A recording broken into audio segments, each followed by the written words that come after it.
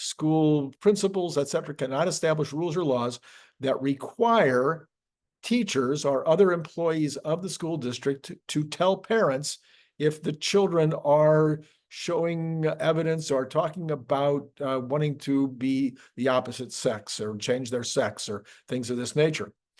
So number one, according to Abigail Schreier, it mimics the tactics of child predators by isolating children from their parents. This is the number one thing the predators want to do.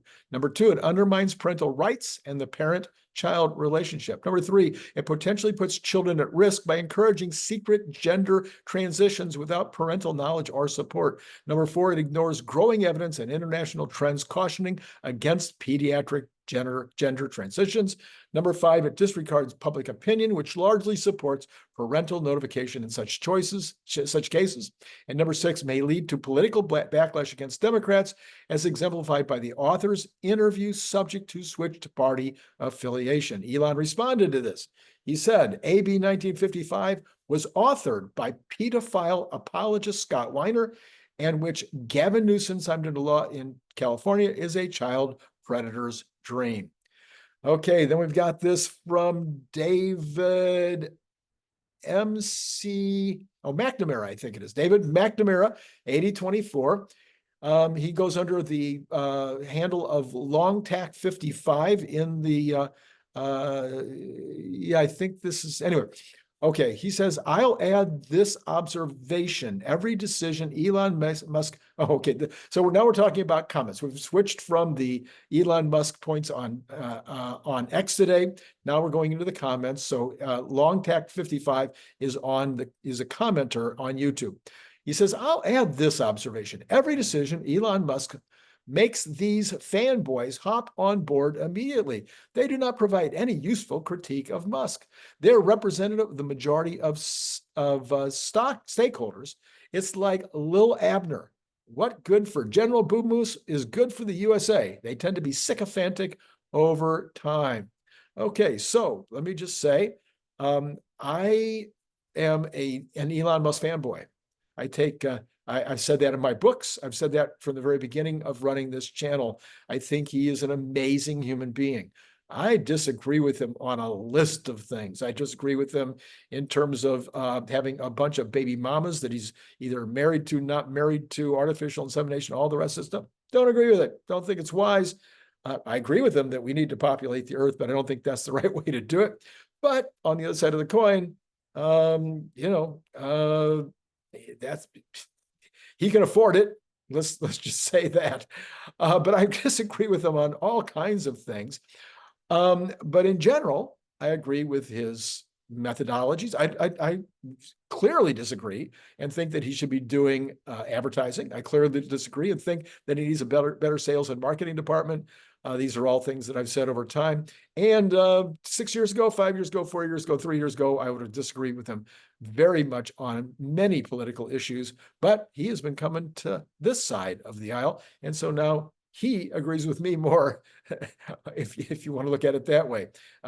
Also, I've noticed with regard to the people that we bring on this channel, I think these people are all solid thinkers, people who go out of their way to enrich themselves with reading, with looking at other people's points of views, with getting some clarity on things that they're not clear about.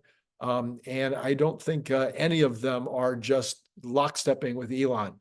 Yes, every single person that is on my channel thinks that Elon is amazing. There's no doubt about that.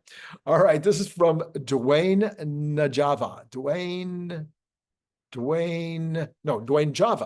At 𝐿wayne Java. Okay. It says, the RNC convention, Trump said, I will end the EV mandate on day one. I will make ICE cars cheaper, and all Tesla YouTube channels go, this is great. We love Trump. Okay. So none of us, I can't think of a single person who has said, oh, great.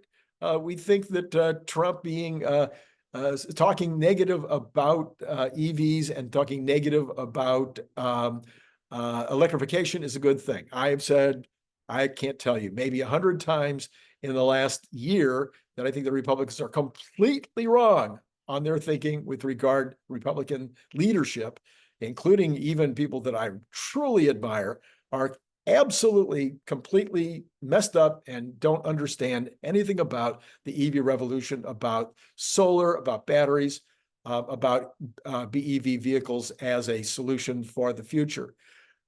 The reason they're probably messed up on this is because they feel like it's being crammed down their throats and they think it's a greeny thing.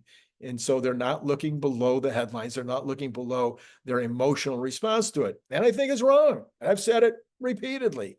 And I think that one of the great things that's probably going to happen is that Elon is going to talk some sense into some of the Republican leadership now that he's got a big seat at the table.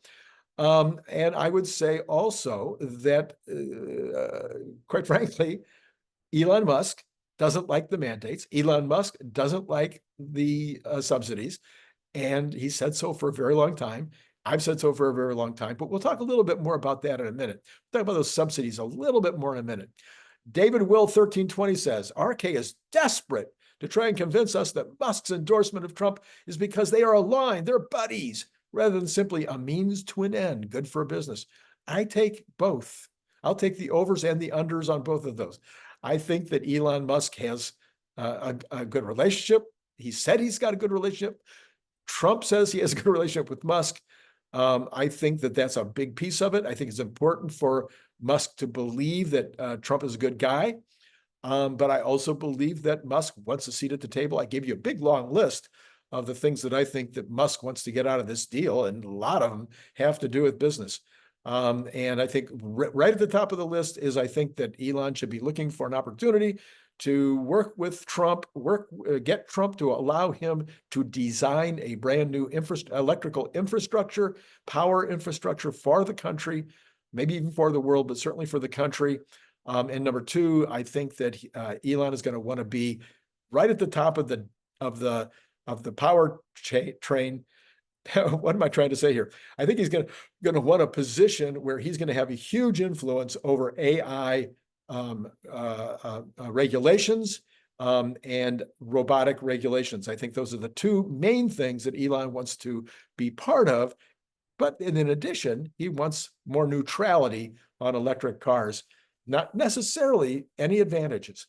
Okay, this is from Malcolm, Malcolm 61. Says, the market has never worked the way you think. Talking to me, I guess. Who funded chip development and GPS and the internet? Not businesses, the government did. All right, let me just leave that one hanging there for a minute. Jack Coates, 4146 says, on government investment, for me, I think the government should support basic research and for promising technology, helping seed technology. Example, NASA did much basic research and supported development to get us to a usable state into space, etc.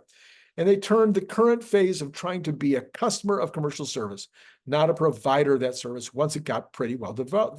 The government has supported oil gas companies by selling leases of public lands for their development, but they didn't have and haven't developed the drilling or processing of transportation, but have seen companies do it for their commercial processing. Then Michael Gerard says, capitalism doesn't work on its own. Government's thumb on the scale makes progress happen. Railroads were given vast amounts of government help for a very good reason. And yeah, okay. So I was talking about this the other day. I have such mixed emotions about this. There is absolutely no doubt in my mind. The number one job of the military is to protect our borders and to protect the citizens, okay? To provide an army, to provide security to the inhabitants of the country. Even in feudal times, even going back into tribal worlds, the leadership, the number one thing that they were going to do, the number one reason people wanted them to lead is because they thought they could protect them from invasion, from other people coming in and taking their stuff or killing them or etc. So the government needs to have its own science, engineering, etc., with regard to military efforts. Then there's the infrastructure. I think I can make a pretty solid argument that the citizens are not going to build roads, they're not going to build bridges, etc., etc. I don't think you're going to get commercial enterprises to build those. Now, maybe they would, maybe they could charge, tolls and whatnot, but it seems like another pretty good job for the government, probably. All right, now you can just keep going down that thing. Would any commercial enterprise have put us in space? Maybe, but it probably would have taken a lot longer. So I can see it. I get that there's a balance. So please understand that that's where I am. And I've even argued, again, I mentioned this the other day, I've had some knockdown, drag out,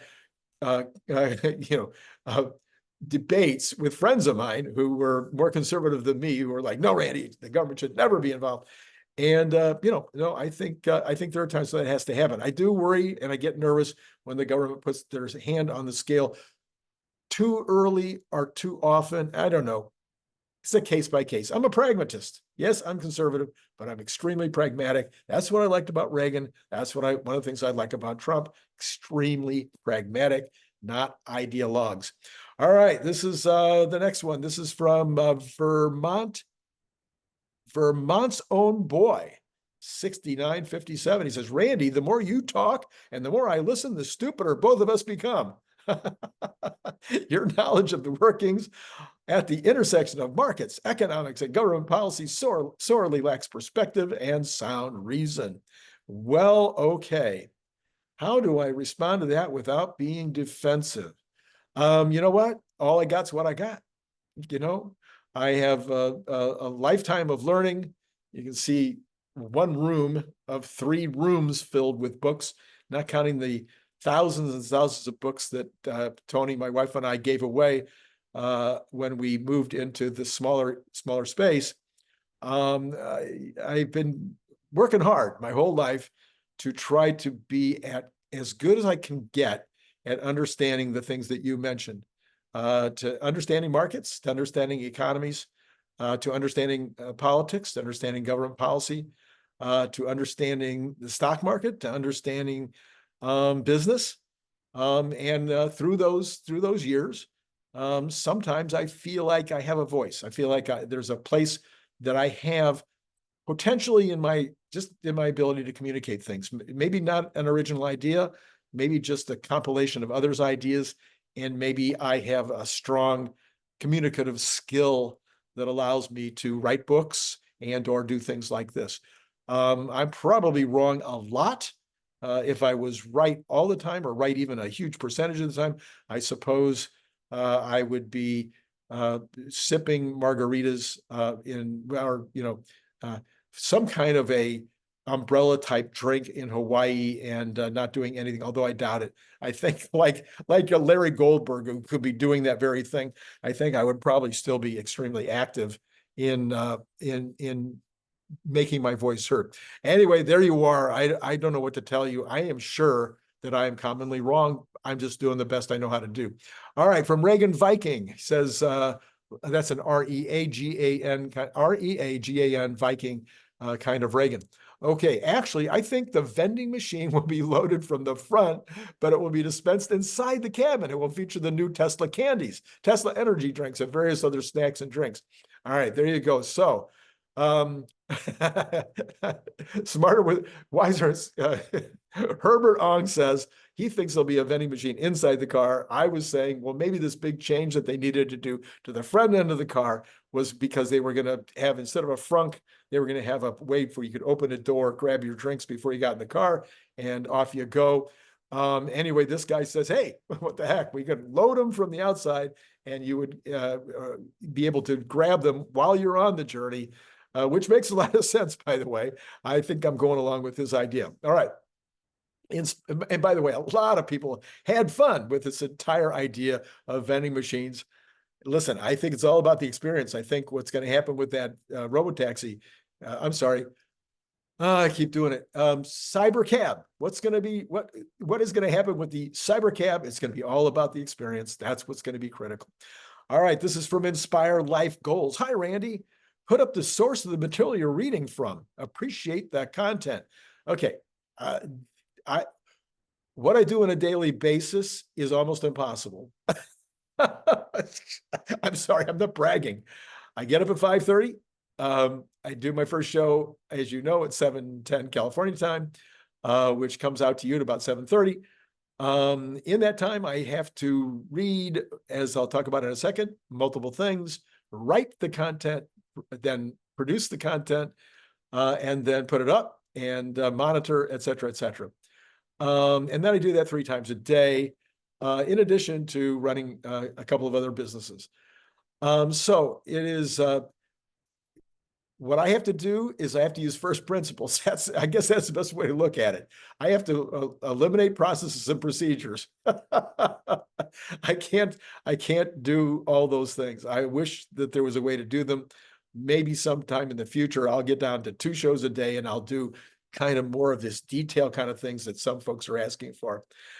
So anyway, I do give you the source in the kind of, if it's from Market Watch or if it's from, Reuters or whatever, I tell you where I'm getting it from during, as we discussed. But as far as then giving you a link down on the channel, ain't gonna happen. Just no time. Okay, then we've got Donnie Dye, 1998. He says, if you guys are gonna post videos, can you keep them to 15 to 20 minutes? These hour-long videos, no one has time for that. And half the time you guys are talking, you're not saying jack, you're just making words. Well, okay, so there's about 1 million different ways of doing videos, and the audience varies. Every single one of you has something different you want. I personally like to see videos that are at least a half an hour long. That way I can listen to them on my half-hour walk. And if it's an hour long or hour and a half or 2 hours long, which many of the ones I pay attention to are very much longer than a half an hour, then some of those, it takes me 2 or 3 days to listen to them on my half-hour walk. Some of them I do listen to just even when I'm not on my walk, but I listen to lots and lots of videos that are an hour, hour and a half, 2 hours. The all-in podcast, a lot of Peterson videos are, almost always well over an hour. Almost all of Lex Fridman's videos are way over an hour. Some of them are 3 hours long. I'll use those like on a trip when I do get in my car to go across town. Or I'll just, I will take the time to listen to Lex Fridman almost all the time. So some people like 3-hour videos, some people like 1-hour videos, some people like half-hour videos, and some people like 15-minute videos. Some people like 1-minute videos. That's why TikTok and YouTube Shorts and stuff are so successful. I create videos that I believe are exactly the right length to get the story that I need to get out at that time. So most of my videos in the morning are about 20 minutes. My videos at midday and in the evening are about an hour. And that's how they're going to be. All right. Joseph Hertzellers, totally insane. Nick and Randy, you guys have kept me up way past my bedtime. Unbelievable, Nick, your assessment of the situation. You are the star that I'm absolutely willing to hitch my wagon boast to. Your assessment of Trump and Musk is startling. And kudos to you, Randy, for being so perfect in your questioning. These are the days when we are truly going to get rich. Thank you, Joseph, for that. That's fantastic. All right. Well, okay, let me just finish off with this. By the way, this is Randy Kirk. If you like the content, please hit like, please hit subscribe, hit notify. Later today, we probably will have the Larry Goldberg interview where I'm going to go through his life like we did with Tesla Boomer Mama. And I think that's going to be coming up this morning, later today. If not, it'll be in the morning tomorrow. And then, of course, on Saturday afternoon, I give you the news. And then joining Patreon will be nice. We could use some more this month. We've had very, very good the last 3 days. Quite a few folks have joined Patreon. I so appreciate that. All right. On this channel, you are going to get full transparency regarding my position. I'm not going to turn every subject into something political, but I'm also going to bring politics up when it's important and when it matters and when it's applicable. I'm not going to argue with my guests. Usually I'm not going to argue with them if I think they're wrong or to fact check them because, well, unless sometimes it might be really egregious. If they're completely wrong, if they give a fact that's completely wrong, I might fact check them. If they say something that I think is ridiculous, of course, I'm going to argue with them. But there's going to be times when I'm going to let that go by. So please know that when you're watching, I'm going to let some things just slide because it interrupts the flow. Politics have a massive impact on every aspect of your life, every aspect of my life. Not the least does it have an impact on our financial lives, a very big impact on our financial lives. And I think that should be obvious. My opinion on things political, like my opinions on things economic, are just that. They're just opinions. If you disagree with any of them, please provide clear, concise, detailed reasons why. Mostly I get, you're wrong, and I'm going to stop subscribing, with no reason stated, no real argument, no real kind of, so you don't have to, but it helps me. I like to hear the other side. Like Elon says, I want to hear your viewpoint when it's different than mine, because that helps me get smarter. When this political season is over, I'm sure we will have less on the channel about politics again. But for now, it's going to be a major part of the story. I would be letting you down if I didn't report on it, as it impacts the subject matter that underpins my reasons for doing this show in the first place, which is to help you and me get smarter and smarter at understanding the intersection of, as that one commenter said above, the intersection of the economy, the fundamentals of the economy, the fundamentals of the stock market, the fundamentals of Tesla, the fundamentals of Tesla stock, and then also, to a certain extent, the technical aspects of all of that, how the technical, because the technical sometimes does come in and play a part. Although I'm not a technical expert by any stretch of the imagination, I just, Randy rule number one, if it's way out there in terms of the price, or way down there in terms of the price, it's probably going to turn around and go the other way. What goes up generally comes down, and vice versa. All right, that's all I got for you right now. Look forward to talking to you later with Larry. It's going to be so much fun to hear Larry's story. Are you kidding me? What a phenomenal life he's had. Okay, been great talking to you.